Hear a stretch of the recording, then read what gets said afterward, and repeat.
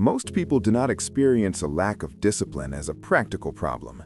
They experience it as something intimate and humiliating, as though procrastination or inconsistency were exposing a flaw in their character rather than revealing a misunderstanding about how the mind relates to action. When they fail to follow through on what they planned, they do not merely note the failure and adjust their behavior, they internalize it. Discipline becomes moralized. It becomes proof that they are either strong or weak, worthy or defective, capable or broken. This is why discipline feels so heavy, and why the effort to become disciplined so often produces exhaustion instead of clarity. When someone believes discipline is a personal virtue, the natural response to failure is to try harder. They apply more pressure. They attempt to summon more motivation. They search for better systems, stronger routines, stricter rules. Yet the strange pattern that emerges is that increased effort often deepens resistance rather than dissolving it. The harder one tries to force discipline into existence, the more fragile it becomes, and the more emotionally charged each failure feels. What appears to be a problem of effort is, in fact, a problem of identification. This is where the Bhagavad Gītā enters, not as a religious text offering consolation, but as a psychological and philosophical diagnosis of why human beings collapse under the weight of their own striving.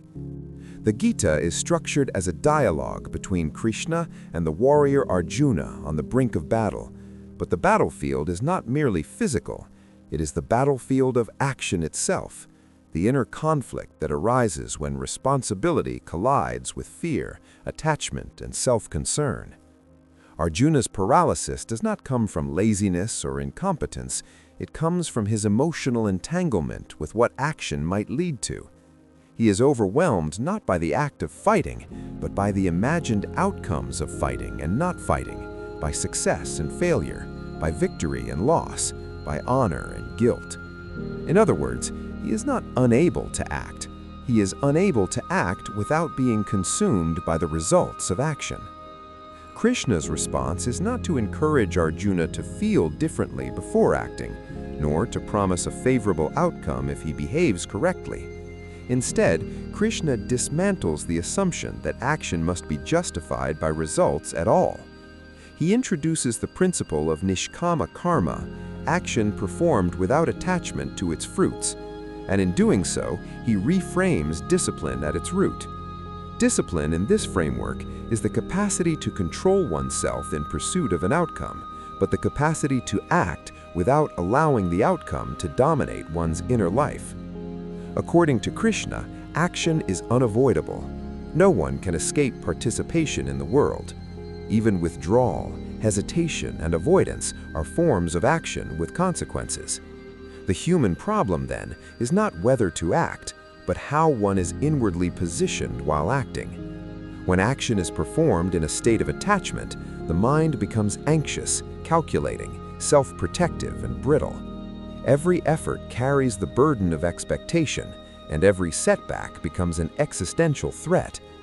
Discipline under these conditions becomes exhausting because it is fueled by fear and desire rather than clarity. Krishna insists that human beings have authority over action alone, never over outcomes. Outcomes arise from countless causes beyond individual control, including circumstance, other people, time, and chance. When discipline is built on securing a particular result, it is built on something fundamentally unstable. This is why motivation rises and falls, why consistency breaks under pressure, and why effort becomes sporadic. The mind is constantly checking whether the effort will be worth it, whether success is guaranteed, whether failure can be avoided. The moment doubt enters, action stalls. Nishkama karma proposes a radical shift. Action is to be performed because it is right to perform it, because it aligns with one's dharma, not because it promises a particular reward. Dharma, in the Gita, is not a rigid moral code or a list of obligations imposed from outside. It is the principle of right alignment, the idea that each person has a role to play within a larger order, and that psychological stability emerges when one's actions are in harmony with that role. Dharma is not chosen based on desire or preference. It is recognized through honesty, circumstance, and responsibility. When action flows from dharma rather than desire, discipline ceases to depend on fluctuating emotional states. This is why Krishna does not appeal to motivation. Motivation is inherently unstable because it is tied to how one feels in a given moment and to what one hopes to gain. Duty, as Krishna presents it, is not cold or mechanical, but it is steady. It does not ask whether one feels inspired today. It does not negotiate with fear or boredom. It simply recognizes that action must be taken, and that postponing action in the hope of emotional readiness only deepens inner conflict. The deeper philosophical move Krishna makes is the separation of the self from the fruits of action. Through knowledge, or jnana, Krishna points out that the true self is not the doer in the way the ego imagines. The body acts, the mind decides, nature unfolds, but the witnessing consciousness remains untouched by success and failure. When a person identifies entirely with outcomes, they collapse this distinction, and every result becomes a judgment on their worth. Discipline becomes unbearable under this weight. When the distinction is restored, action becomes lighter, more precise, and more sustainable. At the same time, Krishna does not advocate detachment as indifference. This is where bhakti, devotion, completes the framework. Action without attachment is not action without care. It is action offered, action entrusted, action released. When effort is offered rather than hoarded, the emotional charge around success and failure dissolves. One acts fully, sincerely, and responsibly, but without demanding that the universe validate the effort with a particular result. In this way, the Gita reveals why trying harder so often makes discipline worse. Trying harder usually means tightening one's grip on outcomes, increasing emotional investment, and raising the psychological stakes of every action. Krishna's teaching moves in the opposite direction. It lowers the stakes without lowering commitment. It removes the burden of outcome while preserving the necessity of action. Discipline in this light is no longer a battle against oneself. It becomes a form of alignment, a steady participation in action as it is required, not as the ego wishes it to be. Once action is no longer driven by the hunger for outcomes, a subtle but profound shift occurs in the inner structure of effort. The mind, which was previously occupied with calculations about success and failure, begins to quiet. This quiet is not passivity, nor is it resignation. It is the absence of internal bargaining. Action is no longer delayed by the question of whether it will pay off.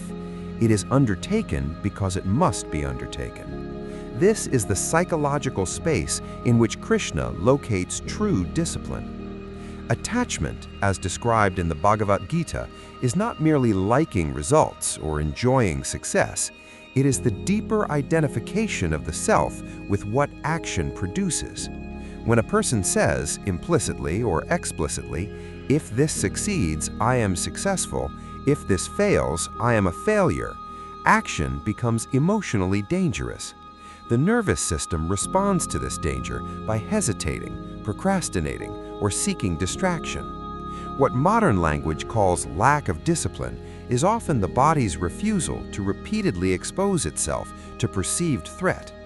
Krishna's teaching does not override this mechanism through force.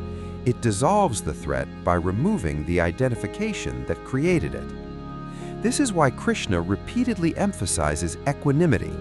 Equanimity is not emotional numbness, but psychological balance in the face of opposites. Pleasure and pain, praise and blame, gain and loss are described as inevitable fluctuations within experience. The disciplined person, in Krishna's sense, is not the one who avoids these fluctuations, but the one who is no longer destabilized by them. When success no longer intoxicates and failure no longer humiliates, action regains its natural rhythm. One shows up not because one is confident of winning, but because one is no longer afraid of losing. At this point, discipline begins to feel less like self-control and more like self-coherence. The mind stops pulling in multiple directions.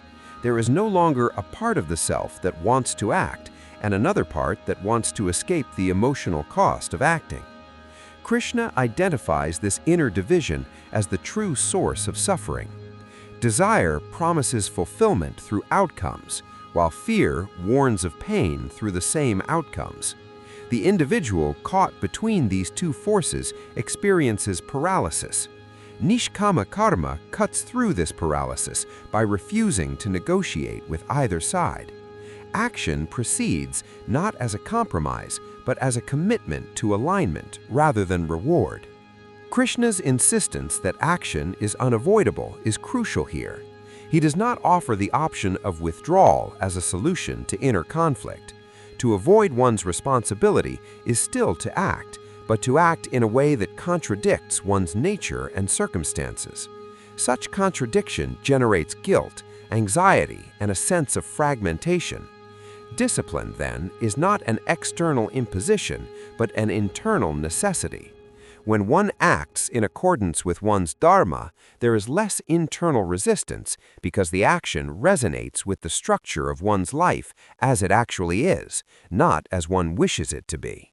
The modern assumption that discipline must be fueled by desire is quietly dismantled at this point. Desire is volatile. It depends on imagination, comparison, and anticipation. When desire weakens, effort collapses. Krishna replaces desire with clarity. One acts because action is required, because it is appropriate, because it sustains order rather than chaos. This does not drain life of meaning, it stabilizes meaning. When meaning is no longer outsourced to future results, it becomes embedded in the act itself. This is also where knowledge, or jnana, deepens the practice of discipline. Krishna repeatedly distinguishes between the self that witnesses and the processes of body and mind that act. From this perspective, discipline is not the ego forcing the body to comply with its ambitions, but the intelligent coordination of faculties according to their nature. The body acts, the mind plans, the senses perceive, and consciousness remains aware. When these functions are confused, discipline turns into struggle. When they are understood, discipline becomes natural. The Gita does not deny effort, it refines it. Effort is no longer expended in emotional resistance or self-judgment. It is directed toward precision of action and steadiness of attention. This is why Krishna can say, without contradiction, that one must act fully and yet remain unattached. Full action refers to the quality of engagement. Non-attachment refers to the absence of psychological ownership over the result. Together, they produce a form of discipline that is both intense and sustainable. Equally important is Krishna's treatment of failure. In a framework dominated by outcomes, failure is catastrophic because it threatens identity. In the framework of nishkama karma, failure loses this power. It becomes information rather than indictment. One adjusts action without collapsing into self-reproach. This is not indifference to improvement, it is the removal of unnecessary suffering from the process of improvement. Discipline flourishes when feedback is allowed to inform behavior without defining the self. Krishna also addresses the exhaustion that comes from constant self-monitoring. When every action is evaluated through the lens of future payoff, the mind never rests. Even rest becomes strategic, instrumental, and anxious. Nishkama karma restores rest to its proper place by removing the compulsion to justify every moment. Action is taken when it is time to act. Rest is taken when it is time to rest. Neither is burdened with the demand to produce an image of productivity or success. Through this lens, discipline is no longer a heroic trait possessed by a few exceptional individuals.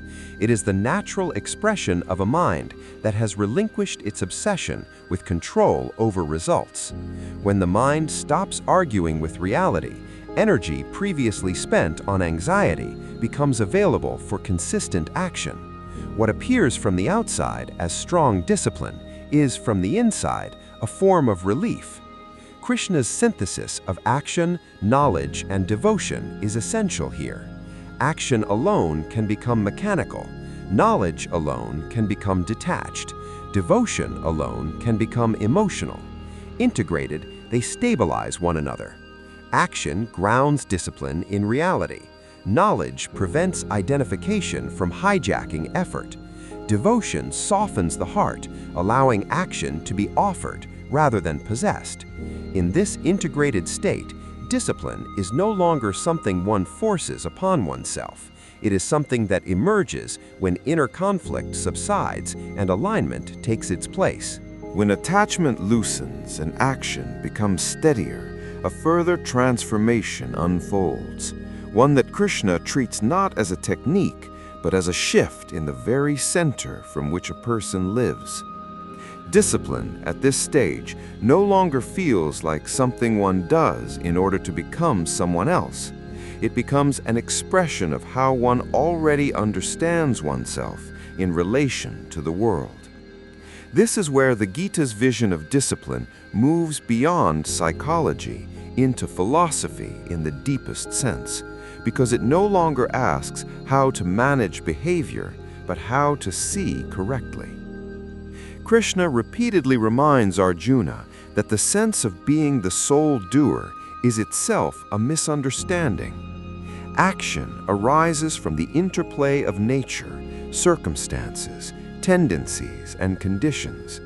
The ego claims authorship after the fact, attaching itself to outcomes and constructing an identity around them. When discipline is driven by this egoic sense of doership, every action becomes heavy with self-reference. Success inflates the self. Failure diminishes it. The emotional oscillation that follows drains energy and erodes consistency. By loosening identification with outcomes, one also loosens identification with the imagined controller who demands those outcomes. This insight has a direct effect on how discipline is sustained over time. When effort is no longer tied to self-image, there is far less internal drama surrounding consistency.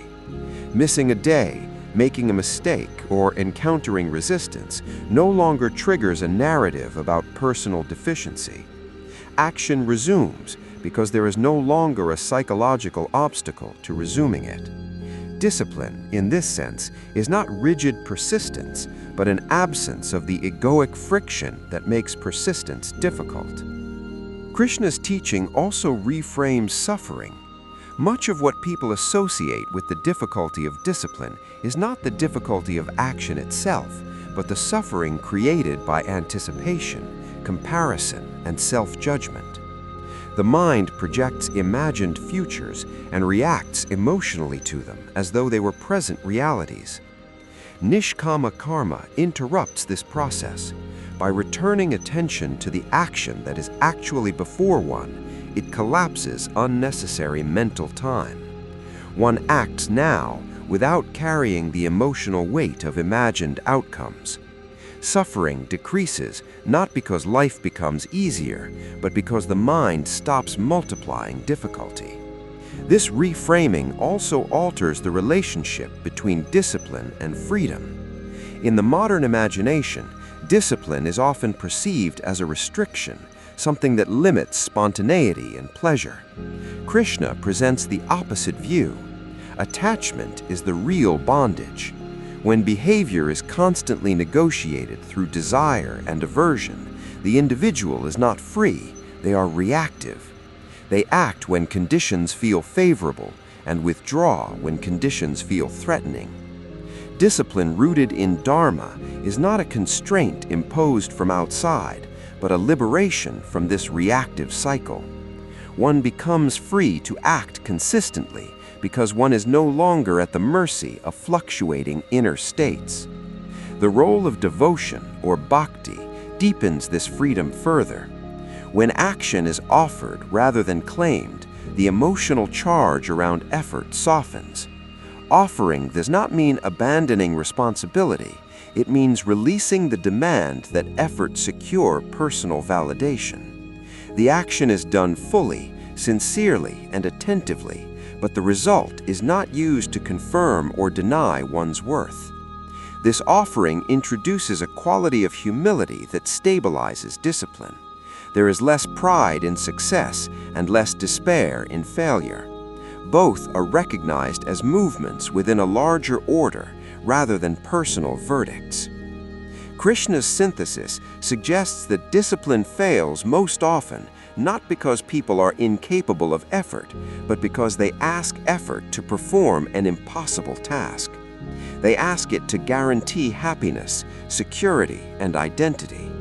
When effort cannot deliver these things, motivation collapses. By removing these demands, Krishna does not weaken discipline, he purifies it. What remains is effort aligned with reality, effort that can be sustained without constant emotional reinforcement. This perspective also clarifies why forcing discipline so often backfires. Force assumes resistance as an enemy to be conquered.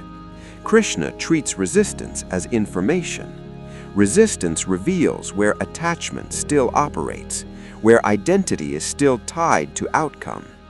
By observing resistance without immediately reacting to it, one learns where the knot lies. Discipline then becomes a process of untangling rather than overpowering.